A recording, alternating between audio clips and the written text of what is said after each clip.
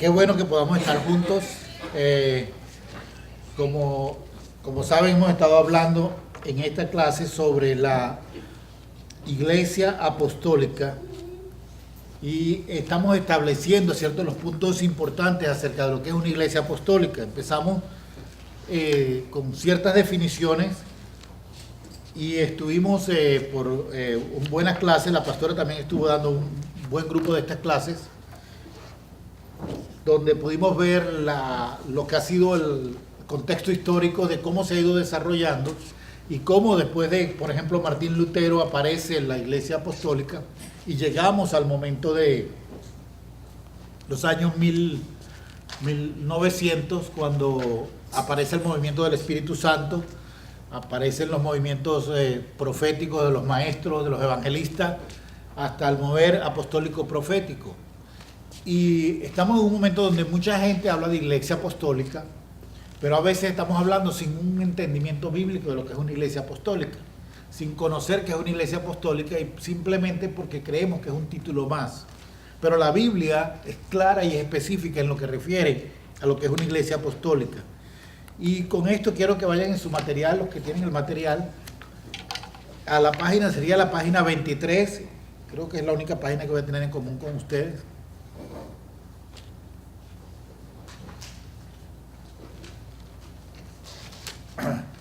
Y ya les digo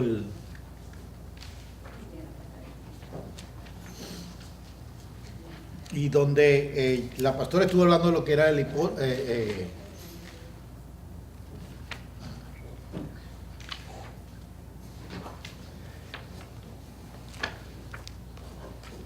estuvo hablando de lo que eran las diferentes características de una iglesia apostólica. Habló de lo que era un episcopos, o lo que se refiere, lo que llaman en algunas partes un obispo, el que está supervisando. Y ahora queremos hablar en la página 24 de las características de una iglesia apostólica.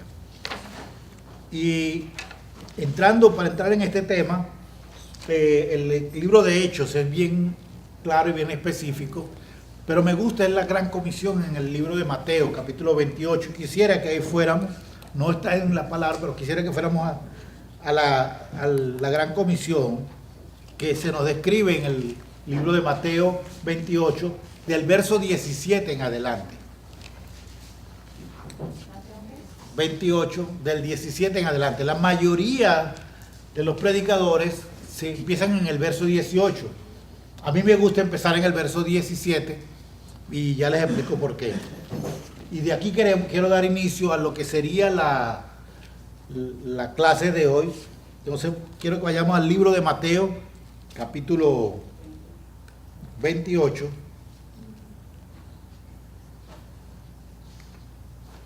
verso 17 en adelante.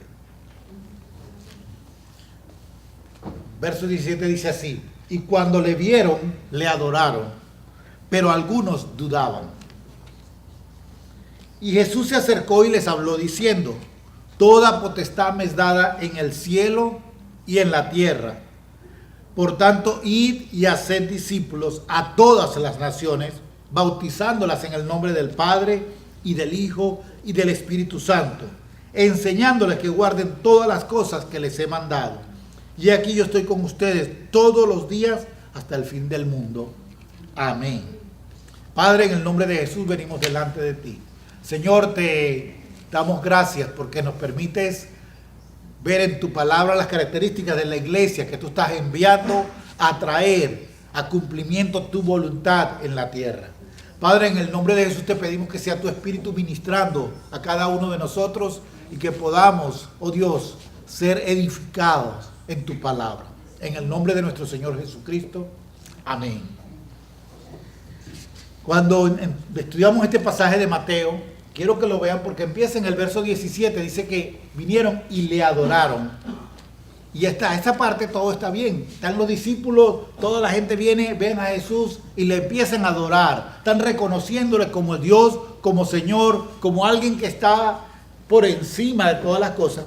Pero hay una expresión allí que casi entraría en contradicción de lo que yo predicaba el domingo. Dice, y algunos dudaban. Y algunos dudaban. ¿De qué duda está hablando aquí? Yo quiero que entremos primero en esto porque entra el grupo de personas que está allí con Jesús, le adoran, o sea, que le están reconociendo como Dios, le están reconociendo como el Mesías, por eso están adorándole, pero hay duda. La duda que hay ahí no es la duda de que Dios no tiene poder o que Dios no le ha dado una encomienda. La duda fundamental, allá está Brian. La duda de que están hablando allí es una duda específica de la habilidad humana para cumplir la voluntad de Dios, de la habilidad que tiene la persona o el individuo para poder hacer la obra de Dios. Y por eso Jesús le responde, como le responde en el siguiente verso, dice, y Jesús se acercó y les habló diciendo, toda potestad, toda autoridad me es dada en el cielo y en la tierra. Y yo quiero que lo vean porque muchos de nosotros, cuando empezamos a recibir una palabra profética de Dios, decimos, yo podré cumplir esto. Estará en mi fuerza hacer esto. Y algunos dicen que sí. Para serles sinceros, sí, algunos dicen que sí. Pero la mayoría le entra un miedo. Pero el miedo no es de asustarse, sino el miedo es, ¿lo podré hacer? ¿Será en mi fuerza? Y la respuesta de Jesús hoy en día es válida. Toda potestad me es dada en el cielo y en la tierra. En el cielo y en la tierra tengo toda la autoridad. Pero lo interesante es que si Jesús tiene toda la autoridad, hay alguien que tiene cero autoridad. ¿Me está viendo? El enemigo tiene cero autoridad, porque Jesús tiene toda la autoridad. Esta parte es muy importante porque Dios está haciendo una iglesia apostólica, no una iglesia que tiene apóstoles. Y quiero volver a repetir, una iglesia apostólica no es una iglesia que tiene apóstoles. Es una iglesia que entiende cuál es su llamado y a qué está siendo enviada. Recuerda que la palabra apostólico es la palabra que es enviada. El apóstol es alguien que es enviado por un rey a cumplir un propósito. Dios no está tan interesado en que las iglesias tengan apóstoles como que las iglesias sean apostólicas. Y apostólica no por denominación, sino por función. Que cada quien está cumpliendo su llamado, que cada quien está cumpliendo el envío que Dios está haciendo a cada uno de nosotros. Entonces, cuando dice esto, toda potestad me es dada en el cielo y en la tierra, Dios está diciendo, ahora esa duda puedes colocarla en el hecho de que yo tengo toda la autoridad, todo el poder, te lo entrego a ti y ahora te digo, id. Una de las ventajas de vivir en el reino de Dios, recuérdate, cuando tú entras al reino de Dios, tú cambias completamente de comunidad, cambias completamente de reinado. Y algo que muy poca gente sabe es que cuando los cristianos en la iglesia primitiva, allá cuando Pedro viene y los bautiza a los 3,000, ¿sabe que esos 3,000 perdieron herencia, perdieron ciudadanía y perdieron su lugar de asignación en la sociedad? Y por eso se forma una comunidad cristiana. Nosotros, como iglesia, tenemos que aprender a ser una comunidad cristiana. Y la iglesia apostólica es una iglesia que involucra en todas las áreas de la cristiandad, en todas las áreas que implica ser cristiano. Entonces, la autoridad que está diciendo Jesús ahí, tengo toda autoridad me es dada en el cielo y en la tierra, está diciendo que con esa autoridad, cualquier duda que tengamos, la remitimos a Jesús, porque es a través de la autoridad y el poder de Jesús que nosotros vamos a poder vencer todas las situaciones. Yo sé que entré de lleno en materia, pero creo que esta clase es demasiado importante como para parar en otras cosas. Tenemos que entender que en la autoridad nuestras dudas van a ser colocadas allí. Recuérdate que esto no es una semilla para dudar de Dios, es un elemento donde yo dudo de mi capacidad personal o individual de cumplir la voluntad de Dios. Cuando los discípulos estaban aquí, fíjate que no es la duda que tuvo Tomás. La duda de Tomás fue, si yo no lo veo, no lo creo. Esa fue la duda. Estos estaban dudando de qué? Era la misma duda de Tomás. Estaban dudando de su capacidad para ellos entrar diciendo, oye, hemos visto a Jesús caminar con nosotros, comer con nosotros, compartir con nosotros. ¿Qué vamos a hacer? ¿Cómo vamos a hacer las cosas? Y es cuando viene Jesús y da esa respuesta. Toda autoridad me es dada en el cielo y en la tierra. Nosotros, también yo lo he dicho de esta forma, se nos enseñó desde niños que para ir al cielo tenía que morirse. Eso nos enseñaron, ¿verdad? Pero la Biblia no dice eso. La Biblia nos dice que podemos estar en el cielo al momento de entrar en la cobertura de Jesucristo.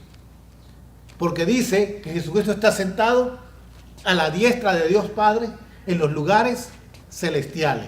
Pero también nos dice que nosotros estamos sentados con Cristo en lugares celestiales. Entonces, si estamos sentados en lugares celestiales, ¿dónde estamos? ¿Me escucho bien? Si estoy sentado con Cristo en lugares celestiales, ¿dónde estoy? En el cielo. Ahora tóquese y dice, ¿estoy muerto? ¿Cuántos están muertos aquí? ¿Ah?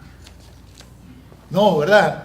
Pero entonces estamos sentados con Cristo en lugares celestiales. Esta es la parte clave. Tú y yo estamos sentados con Cristo en lugares celestiales. Y eso ahora nos da la capacidad para todos los recursos del cielo, traerlos a la asignación que Dios nos está dando en la tierra. Tan tremendo esto que Efesios 1:3 dice así: bienaventurado el Padre de nuestro Señor Jesucristo, el cual nos bendijo con toda bendición espiritual. Si usted quiere lo busca, Efesios 1:3. Bienaventurado el Señor y Padre de nuestro Señor Jesucristo, el cual nos bendijo con toda bendición espiritual. ¿En dónde? En los lugares celestes. Entonces la mayoría de la gente dice que eso me lo bendijo con toda bendición. ¿Dónde? En el cielo. Pero ¿dónde estamos sentados? Estamos sentados en el cielo. Entonces, ¿de dónde tenemos toda la bendición? Ahí donde estamos. ¿Qué necesitamos entonces para traer toda esa bendición a este momento? Lo que necesitamos hacer es ir de nuevo al mismo libro de Mateo. Y vamos al verso 19. Por tanto, tengo duda. Jesús me dice, la solución es que yo tengo toda autoridad en el cielo y en la tierra. Pero ahora me dice, por tanto, id y haced discípulos a todas las naciones. Entonces Jesús nos da aquí un llamado: id y haced discípulos a todas las naciones. La mayoría de la gente traduce esto en su cabeza es: id y haz discípulos a la gente que está allí. O lo traducen de todas las naciones. Entonces esta iglesia es una iglesia que cumple completamente esa interpretación. Porque aquí tenemos, ¿cuántas nacionalidades tenemos? Colombianos, ecuatorianos, mexicanos, tejanos, venezolanos. ¿Ah? Ya aquí hay unas cuantas nacionalidades. Entonces estamos cumpliendo este propósito. Pero realmente eso no es lo que Dios está diciendo. Dios está diciendo: ve y haz discípulos a todas las naciones. Que cada nación sea ahora discípulo de Cristo. Y ustedes ven por qué los gobiernos están entrando en una dimensión tal que sus leyes tratan de ir en contra de la ley de Dios. Porque el enemigo, y aquí viene algo que es importante que la iglesia apostólica tiene que entender. Nosotros estamos colocados para atacar todas estas potestades que están tomando lugar en diferentes lugares del gobierno para implantar cosas que vengan y minimicen las leyes de Dios. Por esto, la iglesia apostólica es una iglesia guerrera. Amén. Una iglesia apostólica no es una iglesia que simplemente canta cantos bonitos y que tiene una buena predicación. No, una iglesia apostólica es una iglesia guerrera. Y vamos a entrar en las características allí que están en la página 24, pero vamos a ir viendo en detalle cómo nosotros somos cambiados cuando entendemos que lo que vamos a cambiar es a naciones. Entonces tú no estás llamado a cambiar solamente a un pedacito, sino cambiar naciones. Pero ¿dónde empezamos? Empezamos con nosotros y con nuestra familia. Son los dos lugares fundamentales que Dios quiere que cambiemos, es nosotros y la familia.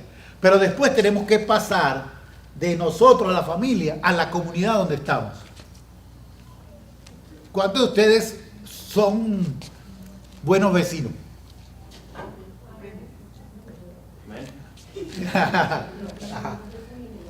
¿Cuántos saben que su vecino puede testificar que usted es buen vecino? Ajá. Una de las características de la iglesia apostólica es que la gente empieza a ser excelente. Amén. Esto es duro y es difícil, pero si usted lee en Daniel capítulo 2, encuentra que Daniel y sus amigos excedieron a cualquiera de los otros 10 veces más. Y fueron los que fueron colocados por todos. O sea, todos tenían que ver, decía, es que vino Daniel, esa se la sabe toda. Es que llegó Sadrach, esa se la sabe toda. Porque era 10 veces más. ¿Cuántos de nosotros en nuestro trabajo somos excelentes a tal punto que somos 10 veces más que los otros? Entonces estamos viendo que la iglesia apostólica no se puede quedar simplemente en un hecho de ser un nombre, sino tiene que ser una iglesia que influencia donde está. Por eso el libro de Hechos es tan impresionante, porque vemos 12 hombres que realmente fueron 120 cuando viene el Espíritu Santo. Esos 120 bautizan a 3,000. Esos 3,000 se quedan y hacen una primera comunidad cristiana. Al día siguiente Pedro vuelve a predicar, se convierte en otros 2,000, se hacen 5,000 personas, empieza la ciudad de Jerusalén a ser transformada y trastocada por esta comunidad que empieza a presentar el evangelio de una manera totalmente diferente. Ya no era vamos a agarrar el cabrito, vamos a agarrar la ovejita y vamos a sacrificarla. Ahora era vamos a tener una relación directa con Dios, donde Dios está revelándose a nosotros y nosotros vamos a tocar las comunidades. Es tan tremendo que empezaron a ver a los cristianos como una amenaza, a tal punto que esa amenaza rompía los esquemas gubernamentales y económicos de la región. Porque ahora dice que los cristianos, dice la Biblia en el libro de Hechos, que vendían sus propiedades y las compartían.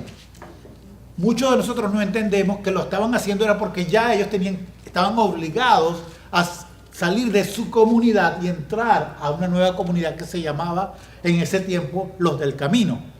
Pero, ¿qué es lo que Dios está estableciendo para este tiempo? ¿Que vamos a vender todas las cosas y nos quedamos sin nada? No, la intención es crear una comunidad donde ahora podamos ser solución a las situaciones que están pasando.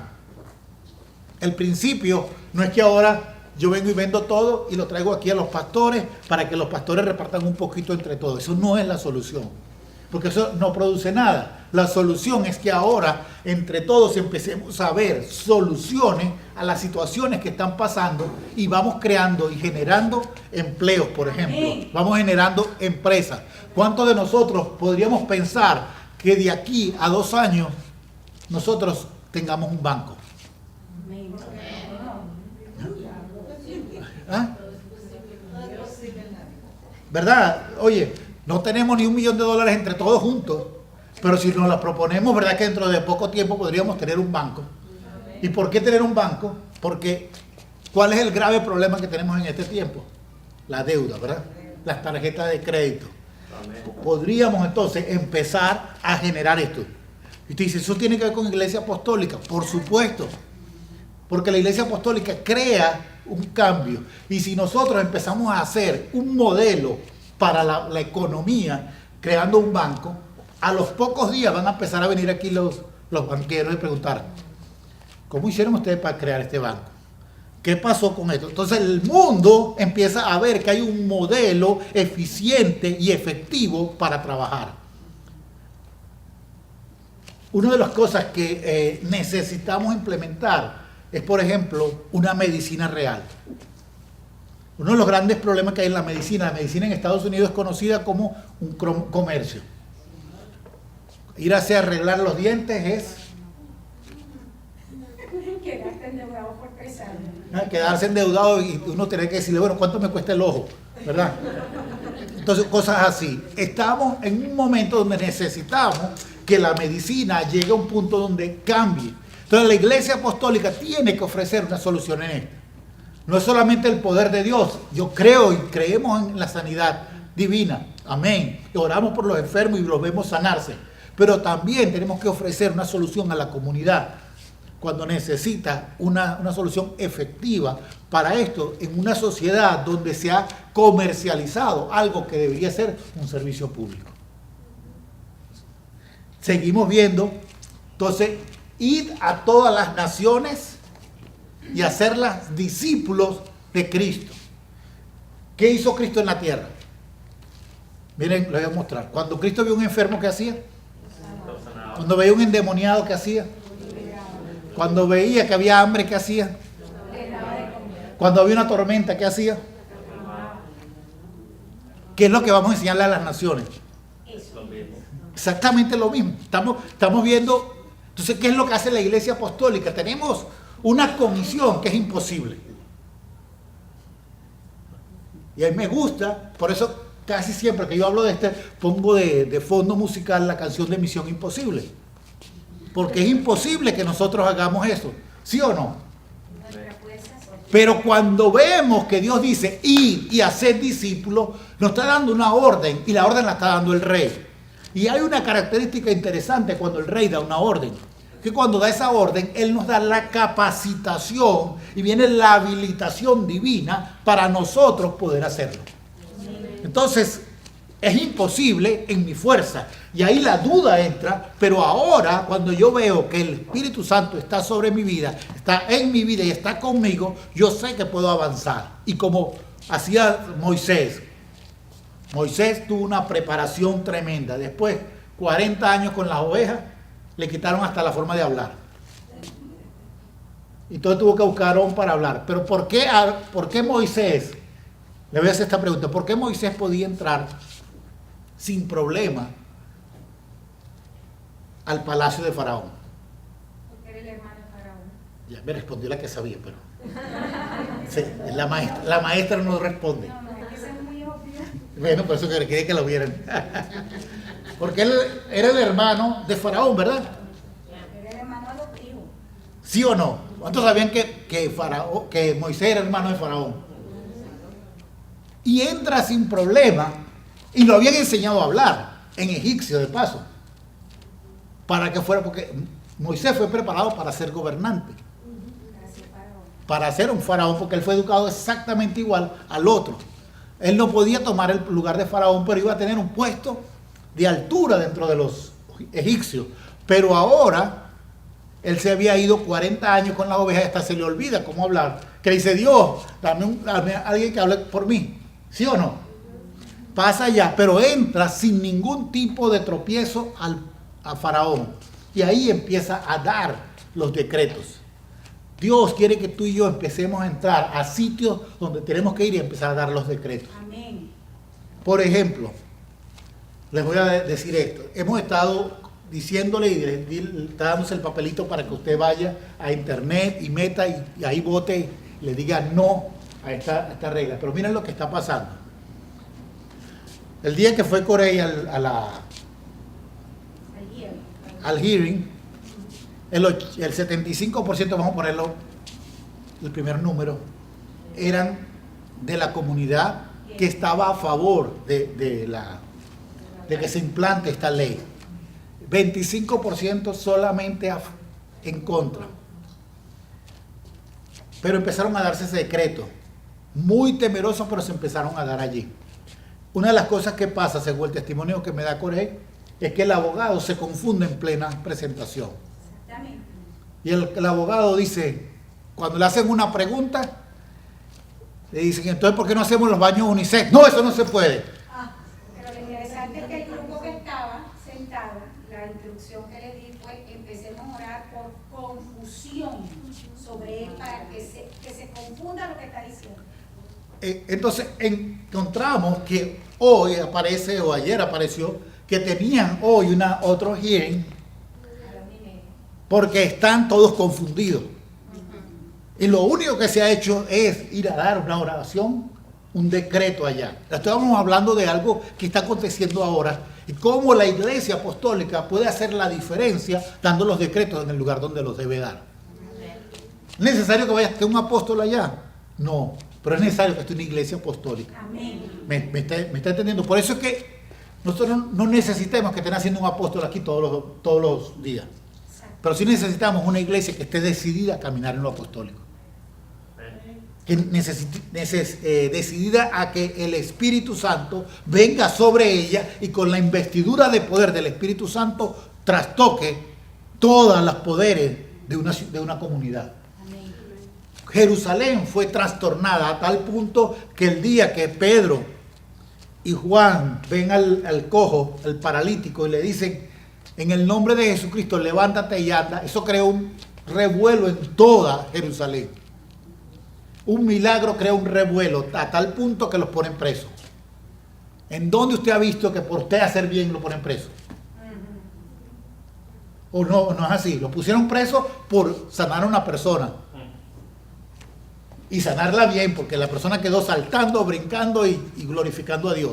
¿Qué es lo que tenemos que hacer? Saber que la gente no les va a gustar esto. Fíjense lo que pasó. Ayer la Corte Suprema de Justicia Amén. aprobó que sí se puede orar en lugares públicos. ¿Me escuchó bien? Hasta ayer habían conseguido los ateos quitar la oración de los lugares públicos, pero ayer la Corte Suprema de Justicia reconoce que será una forma de rechazo y se me va la otra palabra, de discriminación a los que creen en Dios. ¿Me está entendiendo? Y entonces ahora nos están dando esa oportunidad. ¿Pero por qué se empieza a dar todo esto? Porque ahora hay una iglesia que ha decidido ir en contra de todo lo que el enemigo está disponiendo para disminuir a tal punto que el evangelio no cambie la comunidad. Yo sé que esto a veces suena político, pero que Jesucristo vino y hizo un cambio de reino. Y reino se refiere a gobierno. Entonces tenemos que empezar a hacer este tipo de cosas, de ir a los sitios y empezar a dar los decretos que debemos dar. Tener la capacidad de movernos más allá. En los negocios, ya les dije, es el momento de ver qué negocio. No puede haber en la iglesia de Jesucristo desempleado. Tenemos que rehusarnos a eso. Hay que rehusarse. No podemos tener en la iglesia de Cristo gente mal empleada. Que su empleo sea malo, no puede ser. Que su negocio no esté dando, no puede ser. Tenemos que cambiar a tal punto que esos sean de bendición. ¿Por qué está pasando? Porque uno de los grandes problemas que ha habido en la iglesia cristiana es que los cristianos tienen muy poca ética. Dice, yo no se lo llevo al hermano, al mecánico cristiano, porque es que no hace buen trabajo. ¿Verdad? La iglesia apostólica no está tomando dominio allí. Necesitamos cambiar esto. Amén. Necesitamos ser gente que lo que da, el servicio que presta, sea el mejor. No sea uno de los mejores, sino sea el mejor. Te he decidido hacer lo mejor que pueda hacer. Y esto, yo quiero que lo vean porque esto va a cambiar todas las cosas alrededor. Cuando ustedes son el mejor trabajador, ¿quién quiere salir del mejor trabajador? Nadie dice, no, mira, yo salgo de todo el mundo, pero de ese no, porque ese me hace el trabajo de todito. ¿Sí o no? Entonces, eso es lo que estamos viendo, que tenemos como iglesia que cambiar. Entonces, la gran comisión, que es la primera responsabilidad de una iglesia apostólica, no va llevada solamente al hecho de predicar en Jesucristo hay salvación, sino en Jesucristo hay excelencia. En Jesucristo hay un llamado a traer soluciones donde no las hay. En Jesucristo hay una ética donde me convierto en el mejor. José estuvo un tiempo estando en un lugar y en una posición imposible de saber que él existiera, logró ser la solución para Egipto y darle 7 años de gran prosperidad, y en medio de la hambruna todavía eran prósperos. Eso es un ejemplo de cómo una iglesia apostólica en estos tiempos puede hacer los cambios. No esperando que nos digan que viene Y2K, porque ahora viene Y238, ¿sabían eso? Para que sepan que hay otro que están llamando, que ahora en el 2038 las computadoras se van a parar nuevamente y va a haber destrucción a todos, los aviones se van a caer. Están diciendo exactamente lo mismo. Eso no va a pasar. Seguro que un montón de pastores se va a llenar de plata vendiendo equipos de supervivencia. Eso no es lo que es. Pero ¿cuántos de nosotros podemos ser la provisión de que la gente sepa que aunque haya hambruna, aquí va a haber provisión? La iglesia de Jesucristo es una solución. Debe ser la solución a la situación. Amén. Yo sé que le estoy predicando esto un poquito diferente a como está acostumbrado, pero yo creo que esta es la forma que hay que hacerlo. Nosotros no estamos aquí para hacer discípulos solamente a la gente, sino hacer discípulos a las naciones, y que las naciones se rindan y se doblen sus rodillas a los pies de Cristo. Aquí nos dice claro, bautizándoles en el nombre del Padre y del Hijo y del Espíritu Santo. ¿Por qué hay que bautizarlos? La mayoría de las discusiones están en el nombre. Bautizando en el nombre del Padre, del Hijo y del Espíritu Santo. Pero el hecho del bautizo habla e implica un cambio completo de genética. Cuando tú eres bautizado, tú mueres. Tu indicación clara y una decisión. Yo estoy muriendo, yo decido morir al sistema, a la comunidad que me ha mantenido enajenado, y nazco para una comunidad que me trae libertad. Porque donde está el Espíritu del Señor, allí hay libertad. Y el que es discípulo de Jesucristo es verdaderamente libre. Qué tremendo esto, ¿verdad? Entonces estamos saliendo de una comunidad que ha enajenado nuestra forma de pensar, nuestra forma de caminar, nuestra forma de actuar, y nos quieren colocar en una comunidad, la comunidad de Cristo, donde podemos nosotros ser verdaderamente libres. Y discúlpenme por usar el término comunidad, porque a lo mejor algunos lo ven como comunismo. No. Estamos hablando de un término donde ahora tenemos algo en común. Es Cristo el que nos une. Amén. Por tanto, id a todas las naciones bautizándoles en el nombre del Padre, del Hijo y del Espíritu Santo. Cuando tú bautizas en el nombre de algo, tú estás diciendo, ahora ustedes son propiedad de eso. Somos propiedad de Dios. ¿Por qué? Porque Él, quiero decirle, cuando usted habla del Padre, está hablando de Dios. Cuando usted habla del Hijo, está hablando de Dios. Cuando habla del Espíritu Santo, está hablando de Dios. Es el mismo. No estamos hablando de algo diferente. Entonces, venimos a ser propiedad del Rey de Reyes y Señor de Señores. Y es tan tremendo que el Espíritu Santo nos llena con Espíritu Santo y poder. A todos, en la forma que Él quiere. Y con una investidura de poder que Él puede hacer lo que Él quiera a través de nosotros. En la Biblia se menciona, por ejemplo, un personaje, Juan Marcos. Juan Marcos fue desechado por Pablo. Y dice, ese no sirve. Pero al poco tiempo después viene, el Señor transforma a ese muchacho que era muy joven en ese momento y lo convierte. Después Pablo dice, mándame a Juan Marcos porque me es necesario, me es útil para el ministerio. ¿Qué te quiero decir con esto? Muchos de nosotros nos hemos visto, yo la regué a tal punto que no sirvo. Juan Marcos hizo eso. La regó a tal punto que no servía.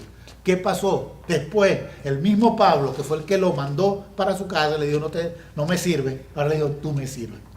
El Señor puede hacer el cambio en este tiempo, aún en los que la hemos regado, para que el Dios muestre su gloria a través de nosotros. Amén.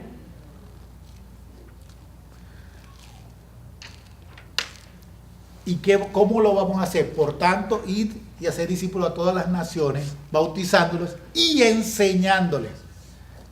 Esa frase clave ya se los dije. Vamos a enseñar lo que Cristo hizo. Si ve un enfermo, sánalo. Y les voy a decir algo tremendo. Aquí no está diciendo que vayas y esperes que Dios lo sane.